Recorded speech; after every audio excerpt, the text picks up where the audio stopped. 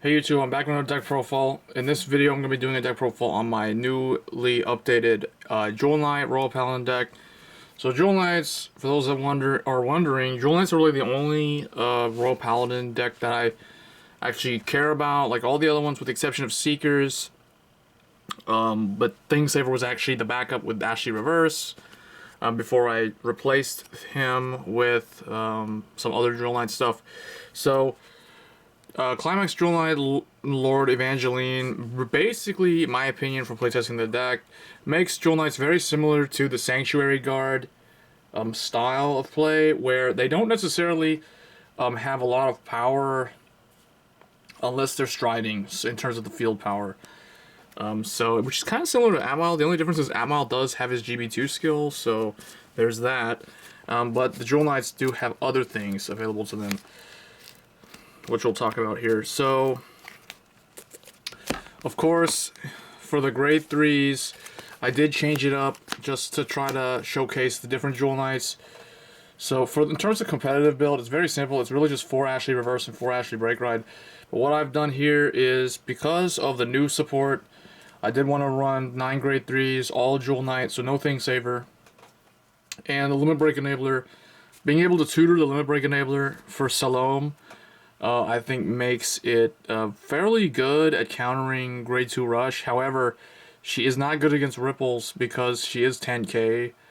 So that against Pavroth is like really bad. So, but otherwise she's pretty decent still, a little bit. I mean, and the fact that she's 10k does hurt very minor. Like it's almost negligible, because when you stride Evangeline's gonna be so powerful anyway that it doesn't really matter. You're gonna stride her like 3 times, and then the opponent's probably gonna die.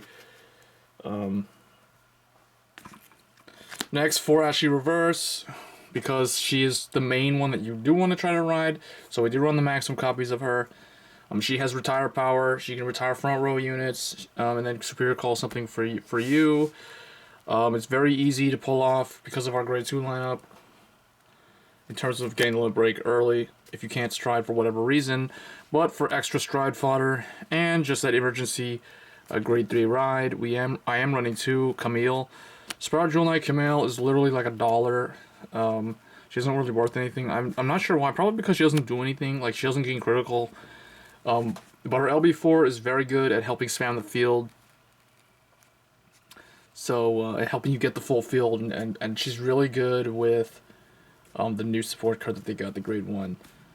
So this is the lineup. You can run, if you have Breakride, just do it, just run it. The cross Breakride play is still pretty good. 10k and a critical from Ashley on Breakride is pretty decent. However, the deck is heavily focused on striding, so I don't really need. I feel like the Breakride is not really needed. It's better to just stride into Evangeline every turn you can. So I am running the 9 grade 3s. For grade 2s, 4 Tilda, because I don't have Sword Me, but she does the same thing. 4, so that it's more likely that you'll have one on a rearguard circle by the time you ride grade 3. 4 Tracy, she's the Jewel Knight, 12k. Do remember that she doesn't actually work the same way as a typical 12k beater. She does have to have three or more other Jewel Knights. And then 3 Sybil or Kibble. Because again I don't have Sword Me, this card is Counterblast 2. It's pretty Counterblast heavy, but it just ensures that I can get my field set up as fast as I can. And like I said, her being an 8k doesn't really matter all that much because of Evangeline's effect. Grade 1s, I am running 4 Holy Knight Guardian, mainly because of Salome being Counterblast 2 and Kibble being Counterblast 2, because the Vanguard is never really going to Counterblast. I think, yeah. So, for her, you don't really need to run her. You can run the Jewel Knight one, in fact, which I think is actually better against, like, Laurel and the Cross. Especially since Dimension Police did get some pretty good spike in the utilization in terms of how many people I've seen playing them now. The other one, the Jewel Knight one, I might actually switch back to it, because you rarely ever will use this effect. You'll probably unflip like 1. Next, for Christine. Calling Jewel Knight Christine is the new support card they got along with their Evangeline in the Winter's Virus collection. She is what I find her useful during like the early game. If you have a grade 3 in your hand, you can spam the field fast with a grade 3, and then you can send something from the hand at the end. The other thing is she's pretty good in the late game if you're up against someone who likes to blow up the field. So definitely 4 of her, although I have considered dropping her to 3. I'll explain that in a second. And then 3, Shelly. She's their 10k. Similar to Tracy. She doesn't work exactly like that, but she's still 10k. And then 2, Sabre Me. Sabre Me is the Limit Break Enabler, and it's Jewel Knight. This thing I'm actually think of bumping it up to 3, because I did get in some games where I rode this first, and then I damage checked the other one. And then when I had to ride any of these, Tilda was not able to get the Limit Break Enabler out because I didn't have one, and I didn't have any stride fodder. So I feel like 3 of this would be ideal. Maybe drop Christine to 3, or maybe drop Shelly to 2. So let me know in the comments what you would do, or do you think this lineup is fine in terms of 3 Shelly, 4 Christine, 2 Saber Me. So this is what I've been playtesting it with so far, and so far it's done okay. It's done pretty decent. For the trigger lineup, it's really just all Jewel Knight criticals. So 12 critical and then 4 Jewel Knight heal. So I went with 12 critical because Jewel Knights, you can run stands or even draws. I don't really like the draws in here. You have enough ways with Christine to tutor 3s to your hand and like to the field to get additional stride fodder. You just have to get that initial grade 3 to do that.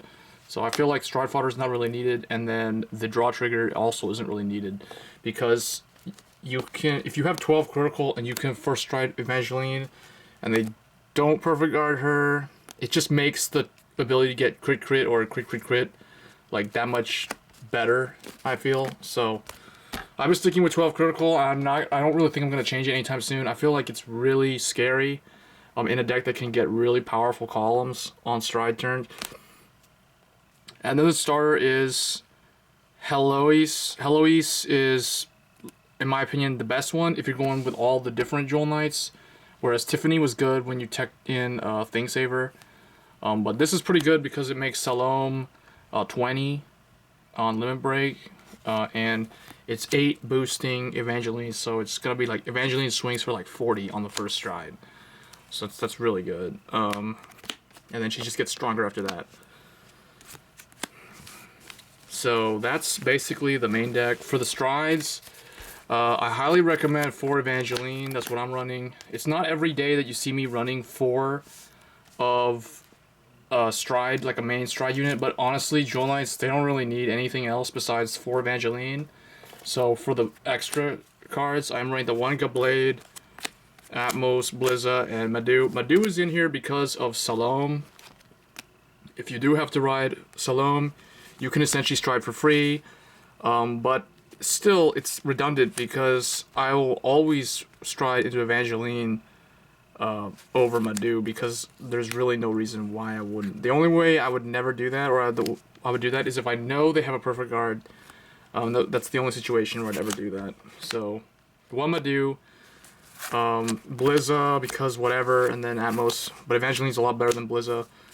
Doesn't use Counterblast, makes all columns strong instead of just 1. And then Gablade is just in there to get flipped face up on the second Evangeline. So I guess I should explain how this card works. So this card actually allows you to stride it 3 times. With 4 copies, you can stride it 3 times. With 3 copies, you can stride it 2 times.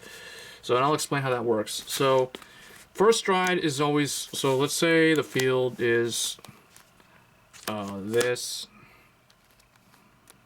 It's whatever it is, so it would be like this and that. Maybe you only have that many cards. So the first stride would be, let's just throw one of these here. So it would be flip up her. So you flip her up. So she would be the one you flip up first. So you have +3 to everything. Then the second stride, then she goes over here at the end of the turn. So if they live, now you have 2. So the next stride will be her again. And then now instead of flipping up her, you don't flip her up, you actually flip up any of your other ones. So I usually flip up Gutblade because I never really need them. So now you have 2 face up, so that's +6 to every Jewel Knight. So 6, 6, 6 to everything, even her. I'm pretty sure it is to units. Jewel Knight in this card name, yeah. So yeah, it is every unit. And then, so that's the second stride. So second stride is plus 12 to every column. And then the third stride, you go into her again, and you flip up something else. So in my case, it would usually be Atmos. Or no, it would actually be Madu most of the time, because I almost never find myself using Madu. So it would be something like that.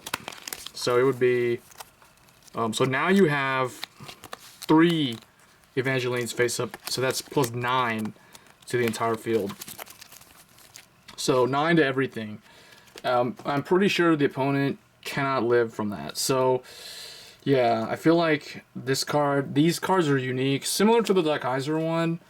But like Daikaiser is not really, like, I don't care. I pull 3 of him and I have other useful strides in that deck, so that's why I did stick with just 3. I didn't bother getting the 4th one. And plus his cross Breakride does the same thing. So yeah, guys, that was my new Jewel Knight deck. Let me know what you think in the comments, what you do in terms of, I'm particularly curious how many of these you would run, or if you think 2 is fine. Because typically the limit break, if you're able to stride, limit break doesn't matter. So anyway, guys, that was my new updated Royal Paladin deck. Hope you guys enjoyed that video, and stay tuned for more Cardfight Vanguard videos in the future, and I'll see you guys next time. Thanks.